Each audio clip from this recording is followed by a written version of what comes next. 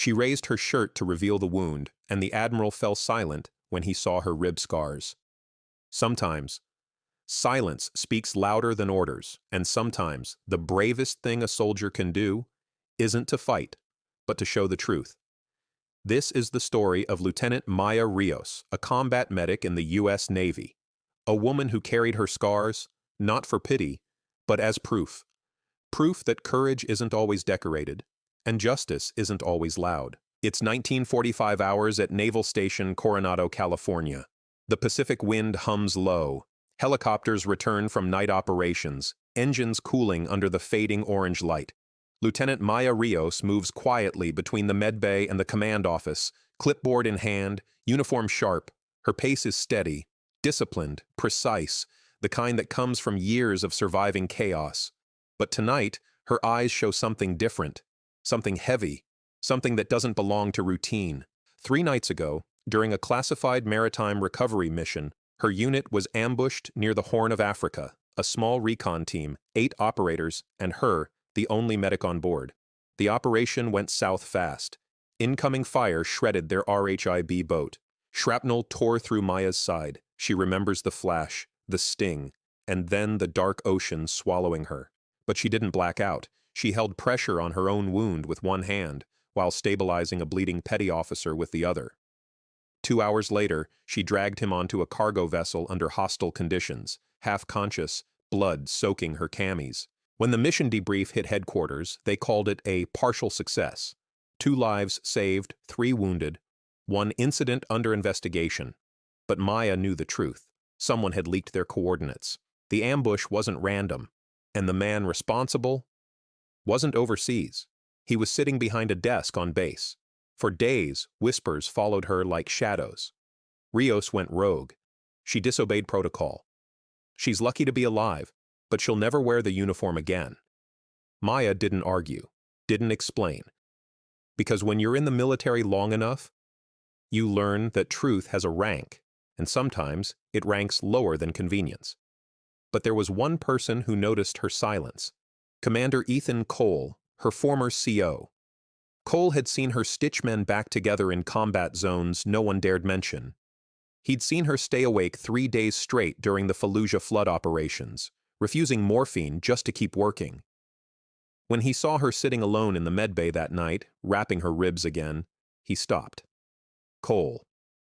Rios, they're saying you went against orders. You want to tell me your side before they bury you? She didn't look up, just muttered, Sir, I didn't disobey. I acted because the order was wrong. Cole frowned. Then tell the Admiral yourself. Tomorrow morning. Bring proof. 0800 hours, command building. The conference room feels like a courtroom, maps pinned to walls, flags behind the Admiral's chair, the faint hum of a projector. Admiral Raymond Sloan sits at the head of the table, a man whose medals tell stories his conscience doesn't. He glances at her file. Lieutenant Rios, you were injured during Operation Tidal Reach. Yet your report contradicts the after-action summary. Why? Maya stands at attention, bandaged under her uniform.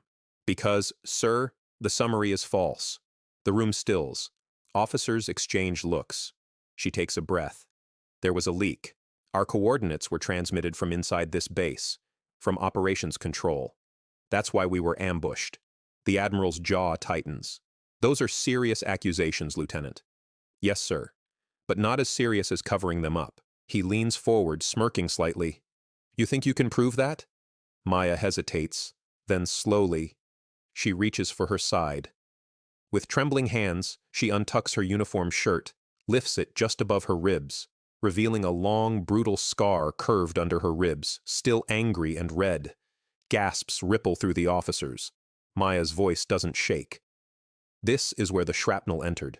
The angle doesn't match the trajectory from the enemy boats. It came from above us, from a U.S. drone that was ordered to reposition minutes before the ambush. The Admiral's face drains of color. She continues, each word precise. Sir, I was ordered to send our GPS ping every 5 minutes, even after comms were compromised. That ping gave away our location. Someone here authorized it. She lowers her shirt, straightens. Her eyes are steady, though her body trembles. I don't have clearance to access who did it. But you do, sir. For the first time, the Admiral doesn't reply. His pen stops clicking. His breathing slows. The entire room is still. You can hear the rain against the windows. Cole shifts slightly, watching the Admiral, not Maya. Sloane finally exhales. "Lieutenant, leave the room." She salutes and walks out, pain shooting through her ribs with every step. Outside, she leans against the wall, eyes closed. Cole joins her a minute later. "You know you just set off a storm, right?" he says quietly. She nods. "I'm tired of surviving storms, sir. Someone has to stop them." Over the next week, a classified internal audit sweeps through the base, emails retrieved, logs decrypted, and the truth comes out. A covert weapons contractor had been testing drone software using live-fire tracking. With Admiral Sloane's authorization, he'd rerouted their drone mid-mission to collect data. That decision exposed the team. He'd tried to bury the evidence under operational ambiguity, but Maya's scar, that single, undeniable wound, became the key that unlocked everything. Sloane was relieved of command, the contractor blacklisted, and the official report rewritten, mission compromised by unauthorized command interference. Lieutenant Rios acted with valor under fire. 2 months later, Maya stands in full dress uniform, the Pacific breeze brushing her hair. Her posture is perfect, though her ribs still ache beneath the fabric. Cole steps beside her, holding a small velvet box. "Cole, you know, they said you'd refuse this." She looks at him, a faint smile breaking her usual stillness. "I didn't fight for medals, sir." He opens it anyway. A silver star gleams inside. "Cole, then take it for the ones who can't." The crowd quiets as the Admiral's replacement steps forward to pin the medal.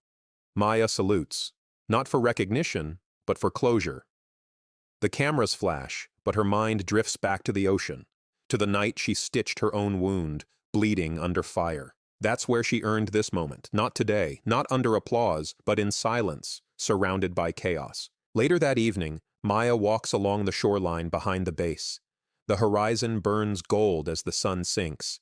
She runs her fingers along the healed scar under her ribs. It no longer hurts, not the way it used to. She whispers softly to the waves. They'll never know how deep it went, but that's okay, because some scars aren't just marks of pain, they're signatures of truth. And truth, when shown with courage, can silence even the most powerful voices. In every branch of service, there are those who fight the battles no one sees, the battles for honesty, for integrity, for the soul of the uniform itself. Lieutenant Maya Rios didn't win her war through bullets or bombs. She won it through truth. When she raised her shirt that day, she wasn't showing weakness. She was showing proof. Proof that doing the right thing costs you something, but losing yourself costs even more. True courage isn't in battle, but in standing for what's right, even when you stand alone.